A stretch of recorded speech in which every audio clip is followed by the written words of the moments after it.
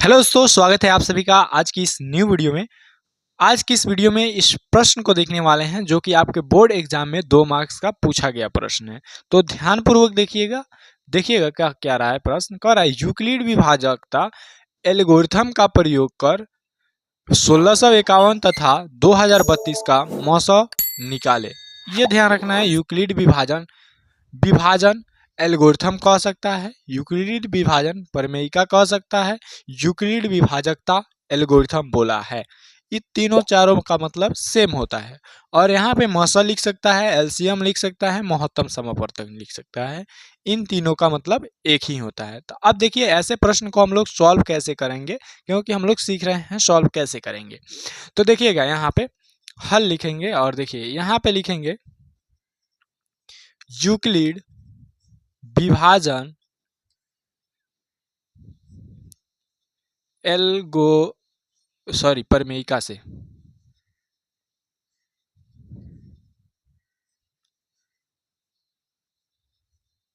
प्रमेयिका से और यूक्लिड विभाजन प्रमेयिका क्या कहता है?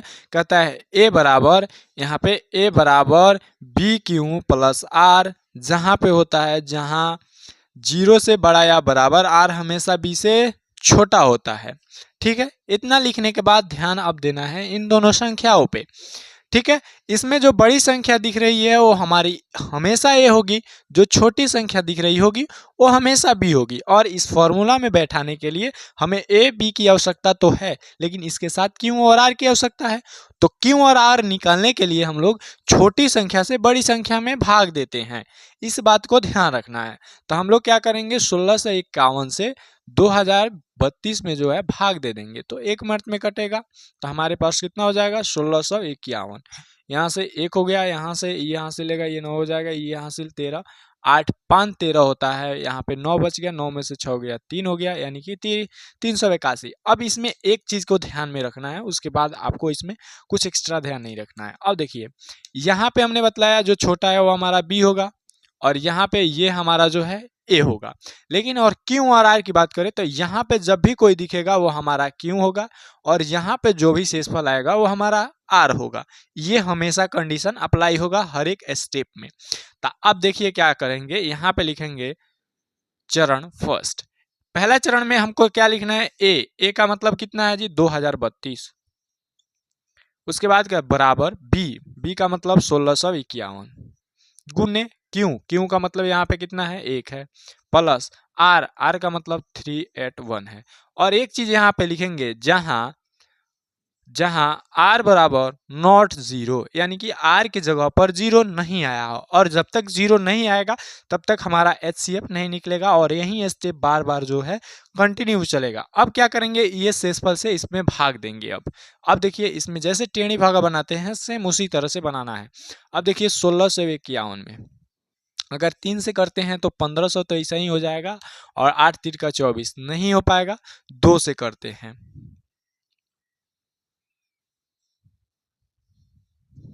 4 से करते हैं यार, 5 3 15 होता है ना, 4 से करते हैं।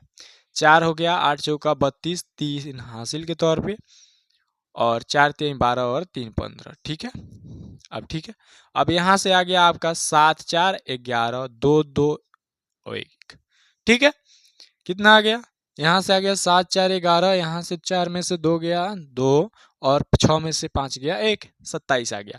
अब दोबारा से वही कंडीशन यहाँ पे भी अप्लाई होगा कि यहाँ पे जो दिखेगा वो अब बी हो गया। अब शेषफल आर नहीं रहा हो, अब जब इसमें भाग दे दिए तो ये हमारा बी बन गया, और ये हमारा ए बन गया। यहाँ पे क्यू आ गया, और यहाँ पे हमेशा आर आ गया। ठीक है, इस बात को हमेशा ध्यान रखना है, और यही बात इसमें ध्यान रखने की है। चरण दूसरा में देखिए, ए के जगह पर हमारे पास 1651 है, बी के जगह पर 381, गुने क्यू के जगह पर हमारे पास 4 है, और शेषफल 127 आया है। और यहाँ पे भी लिखेंगे हम लोग जहां आर बराबर नॉट 0, यानी कि शेषफल 0 नहीं आया है। अब देखिए इस 27 से 381 में भाग देंगे, तो 2 मर्त में अगर करते हैं, 3 मर्त में करते हैं, 7 तिरका 21 हासिल 2, और 3 दूना 6 और 2 8 और 3, यानी कि आपका शेषफल अब 0 आ गया। अब हमारे पास बी ए है, और ये हमारा ए है, और क्यू है, ये 0 आर है, ये हमारा क्या है तो बी है, ये हमारा ए है, ये हमारा क्यू और ये हमारा 0R है। तो अब देखिए चरण तीसरा, ए के जगह पर हमारे पास 381, बी के जगह पर 127 गुने क्यू के जगह पर 3 है और शेषफल के जगह पर 0। जैसे 0 आएगा आर बराबर, अब यहाँ पे हम लोग 0 डिनोट करेंगे, दिखाएंगे 0 आ गया।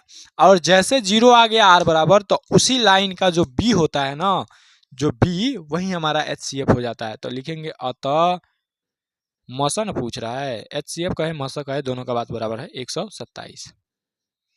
और यही हमारा क्या हो जाएगा, आंसर हो जाएगा। एक बार ध्यान पूर्वक देख लीजिए।